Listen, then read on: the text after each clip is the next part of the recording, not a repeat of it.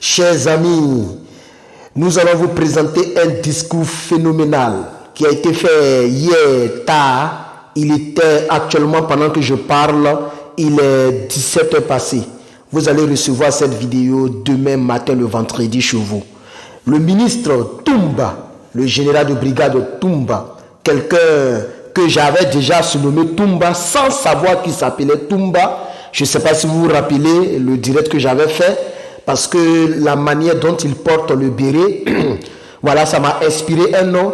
Et c'est dans le même direct que mes collaborateurs, mes amis que vous êtes, certaines personnes ont dit, mais il s'appelle Toumba. Il dit, quoi? On dit, il s'appelle Toumba. Donc, c'est un camarade. Le général de brigade, Mohamed Toumba. Il est le ministre d'État du Niger actuel. Il est aussi le ministre de l'Intérieur, de la sécurité publique et de l'administration du territoire. J'ai nommé ici le général de brigade Mohamed Toumba. Ce ministre est un ministre que j'aime beaucoup parce que de tous les ministres qui ont déjà parlé, que j'ai déjà vu parler, à part mon doyen Tiani, lui il est le président, on ne peut pas le comparer aux autres. Le général de brigade Mohamed Toumba est quelqu'un que je respecte. Sans trop tarder, je vais vous présenter son discours, mais ce n'est pas lui seul qui parlera. Il parlera aussi avec le ministre des droits de l'homme, le ministre de la justice, le garde des Sceaux, M. Aliou Daouda. Et aussi, il aura le secrétaire général du ministre de la Communication, et il aura le secrétaire général du ministre de la Communication, le ministre des Postes et de l'économie numérique, Moustapha Tiani. Voici les trois personnes qui vont livrer un bon discours. Ce discours s'est déroulé aujourd'hui, mais vous allez regarder ça le vendredi. Mais pendant que je vous parle, je suis encore le jeudi. Il est 17h moins 2 précisément. Voilà. C'est un droit de réponse au colon. Hein? Voilà, on va faire attention, on va plus dire le nom de ce pays-là. Le monsieur là, le petit-fils de Brigitte là, voilà, ils ont décidé de lui donner un droit de réponse solide. Ok, pourquoi? Parce qu'il y a des messages de dénigrement, de haine qui circulent sur les réseaux sociaux. Et vous savez que de nos jours, je vous ai dit que c'est dès que. Dans cette affaire-là, nous vous laissons écouter les trois hommes. Je parle du général Toumba, je parle de Aliou Daouda et je parle de M. Moustapha Tinaou. Merci. Mesdames et messieurs, il faut tout de suite savoir que ces tentatives de déstabilisation ont jusqu'ici pris deux formes. Premièrement, la tentative d'exfiltration du président déchu, Bazoum Mohamed. En son temps, vous avez suivi le communiqué du CNSP et du gouvernement sur cette affaire.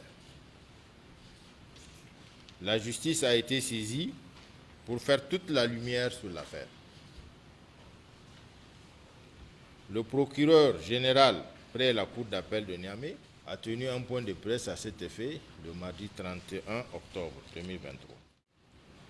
Deuxièmement, des messages haineux à relance clanique, ethnique et racial sur les réseaux sociaux et d'autres moyens de presse. Toutes choses contraires à nos lois, contraires à notre tradition de vivre ensemble et contraires à nos valeurs culturelles et religieuses. Le Niger est un pays de bons croyants.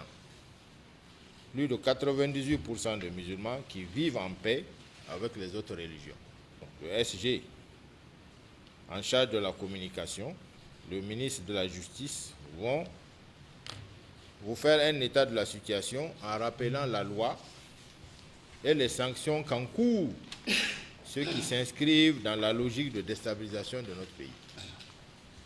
Avant de passer la parole au ministre de la Justice pour le premier point, j'aimerais dire avec calme, sérénité et force que le CNSP et le gouvernement présidé par son Excellence le général Abdraman Chani ne laisseront personne déstabiliser le Niger ou arrêter la marche patriotique honorable et historique que le peuple nigérien, qui conduit le peuple nigérien vers sa dignité retrouvée et sa souveraineté. Suite aux événements du 26 juillet 2003, il a été observé que beaucoup de publications de nature à porter atteinte à la quiétude, à la paix et à la cohésion sociale ont été relayées par les réseaux sociaux. Les risques graves de division et d'incitation à la haine, à la violence que ce comportement faisait courir à notre pays, nous avaient conduit à instruire les procureurs généraux pour prévenir les auteurs de ce type d'agissement à travers des points de presse au niveau des ressorts des cours d'appel de Tawa, de Niamey et de Zender. Mais malgré les mises en garde adressées, ces comportements persistent encore et s'assimilent à une défiance à l'autorité de la loi. Les réseaux sociaux, WhatsApp, Facebook, continuent d'être inondés de messages de haine et d'invectives véhiculées de manière consciente ou non, avec pour motivation dans certains cas la remise en cause de notre unité nationale. S'il faut se réjouir de l'existence de ces espaces de liberté, où devait régner la convivialité entre citoyens et l'expression plurielle des opinions, il faut aussi regretter et condamner avec fermeté certains dérapages. En effet, ces messages devenus récurrents constituent, il ne faut pas en douter, des matières à poursuite devant les tribunaux, aussi bien pour des faits constituant des infractions à la loi pénale que ceux qui sont passibles des infractions prévues par la loi sur la cybercriminalité et le code de justice militaire. Il nous est rapporté, et nous l'avons ainsi constaté, que des discours appelant à la haine ethnique sont quotidiennement diffusés. Des plus hautes autorités aux simples citoyens, personne n'est épargné et les nombreuses procédures diligentées au niveau de plusieurs tribunaux de notre pays témoignent de cette dérive. Pour illustrer nos propos, nous portons à la connaissance de l'opinion publique que les infractions au code pénal, à la loi sur la cybercriminalité et le code de justice militaire constatées ces derniers jours à compter du 1er août au 27 octobre au niveau des tribunaux de grande instance de Niamey, des tribunaux de grande instance de Zender, des tribunaux d'instance des autres départements sont au nombre de 27 procédures ayant mis en cause une quarantaine de personnes. Les infractions les plus couramment relevées sont celles prévues par la loi 2019-33 du 3 juillet 2019 portant répression de la cybercriminalité. Au Niger, modifiée et complétée par la loi 2022-30 du 30 juin 2022, par les dispositions du code pénal, par les dispositions de la loi portant sur la justice militaire. S'agissant des infractions à la loi relative à la répression de la cybercriminalité, il est à relever qu'il y a des infractions relatives à la production et diffusion des données de nature à troubler l'ordre public ou à porter atteinte à la dignité humaine, prévues et punies par l'article 31 de la dite loi. Accès illégal à tout ou partie d'un système informatique, prévu et réprimé par l'article 3. Fraude à l'informatique. Injure par des moyens de communication électronique, prévu par l'article 30 de la loi. Diffamation par moyen de communication électronique. Chantage par un moyen de communication électronique. Escroquerie par un moyen de communication électronique. Propos à caractère régionaliste, raciste, ethniques, religieux et xénophobes, atteinte à la défense nationale. Les peines encourues par les auteurs de ces infractions ci-dessus. Pour l'accès illégal, une peine d'emprisonnement de 1 à 3 ans et une amende de 500 000 à 1 million de francs sont prévues. Pour l'escroquerie, une peine d'emprisonnement de 2 à 5 ans d'emprisonnement et une amende correspondant au triple de la valeur mise en cause sans qu'elle ne soit inférieure à 1 million de francs. Pour le chantage, une peine d'emprisonnement de 2 à 7 ans et une amende de 5 millions de francs à 20 millions de francs CFA. Pour la diffamation, une amende de 5 millions de francs à 10 millions de francs CFA. Pour l'injure, une amende de 5 millions à 10 millions de francs. Pour la production et la diffusion de données de nature à troubler l'ordre public ou à porter atteinte à la dignité humaine, une peine d'emprisonnement de 6 mois à 3 ans et une amende de 1 million à 5 millions de francs CFA. Pour les propos à caractère raciste, régionaliste, ethnique, religieux et xénophobe, une peine d'emprisonnement d'1 à 5 ans et une amende de 1 million à 5 millions de francs. Pour les infractions à la défense nationale, la peine prévue peut aller jusqu'à 20 ans d'emprisonnement. Il est à relever que le faible taux de saisine des autorités de poursuite est dû au regard de l'ampleur de cette criminalité qui menace la cohésion sociale et la paix publique. Ce faible taux peut être expliqué en partie par la durée, souvent longue, des investigations, due au fait que non seulement les criminels utilisent des faux profils, mais aussi la plupart résident à l'étranger. Le gouvernement est en train de prendre toutes les dispositions pour pallier ces difficultés. Le gouvernement en appelle au sens du patriotisme des Nigériens pour éviter des comportements qui portent atteinte à la stabilité nationale et qui ne profitent qu'aux ennemis de notre pays. En tout état de cause, les procureurs généraux, les procureurs de la République, les procureurs délégués sont instruits pour engager systématiquement toutes les poursuites idoines pour tous ceux qui véhiculent à travers les réseaux sociaux, photos, dessins, sons ou vidéos de nature à créer le trouble à l'ordre public. Il sied de porter à votre connaissance que d'ores et déjà, des procédures engagées ont permis l'interpellation d'au moins 40 personnes qui sont déférées devant les juridictions. La difficulté essentielle qui fait que l'on relève une lenteur dans la réaction de la justice est essentiellement due au faux profil et au fait que tous ceux qui utilisent ces canaux, la plupart du temps, passent par l'étranger. Et vous savez bien le contexte dans lequel notre pays se trouve. La plupart de ces contrevenants sont situés dans la majeure partie dans les pays de la CEDEAO.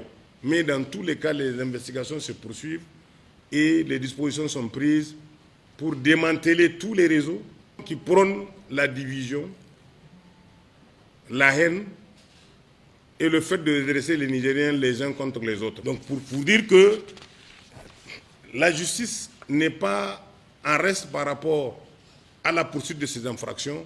La loi numéro 2019-33 du 3 juillet 2019 portant répression de la cybercriminalité au Niger. Cette loi a incriminé tout comportement illégal faisant intervenir des opérations électroniques qui visent la sécurité des systèmes informatiques et des données qu'ils traitent est tout à fait illégal commis au moyen d'un système ou d'un réseau informatique ou en relation avec un système informatique. La loi numéro 2019-3 du 30 avril 2019 portant sur les transactions électroniques, il s'agit d'assurer la sécurité des transactions effectuées en ligne. la loi numéro 2022-059 du 16 décembre 2022 relative à la protection des données à caractère personnel, la loi portant interception de certaines communications électroniques, le décret numéro 2020-331 PRN du 8 mai 2020 portant sur l'identification des acheteurs et ou utilisateurs de services de téléphonie mobile et d'Internet ouverts au public, la stratégie nationale de cybersécurité adoptée par le décret numéro 2022-990 du 27 décembre 2022, les conventions ratifiées par le Niger en matière de cybercriminalité. Le Niger a ratifié le 13 janvier 2022 la Convention de Malabo sur la protection des données à caractère personnel. Il a aussi ratifié le 2 septembre 2022 la Convention de Budapest sur la cybercriminalité du 23 novembre 2001. En matière de preuves électroniques, pour faciliter la recherche et la reconstitution des preuves électroniques, des institutions ont été créées. Il s'agit du Centre national de cybersécurité, CNAC. La principale mission du CNAC est de lutter contre la cybercriminalité. Le point de contact 24/7 PJ. Voilà en gros ce qu'on peut retenir par rapport à ces mesures réglementaires en matière de cybercriminalité. Merci. Je tiens pour ma part à rappeler que toutes ces actions, ces manipulations politiciennes, ces agitations procèdent d'une tentative de déstabilisation de notre pays par une puissance étrangère. Je cite ici la France, avec la complicité de certains Nigériens traîtres à la nation. Ils feront tout pour que le Niger revienne sous leur domination totale. Ils vont tout faire pour revenir à l'ancien système dans lequel les dirigeants sont leurs marionnettes. Dans ce cadre, il faut inscrire cette tentative d'exfiltration du président déchu. Quant aux incitations à la haine ethnique et raciale sur les réseaux sociaux et autres moyens de presse, c'est simplement qu'ils sont en train d'appliquer leur vieille politique, diviser pour régner. Vous avez entendu M. Macron parler des races et ethnies.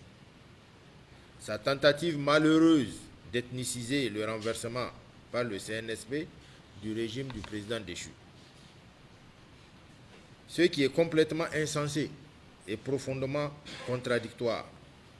En effet, l'on ne peut logiquement défendre l'idée que le peuple soutient le président déchu et que les Nigériens sont racistes. L'on ne peut logiquement défendre l'idée que les Nigériens sont racistes et qu'ils ont élu un président qui serait d'ethnie ou de race différente d'au moins 98% des Nigériens. La vérité, les Nigériens, le peuple dans son écrasante majorité, ont dépassé ces basses considérations.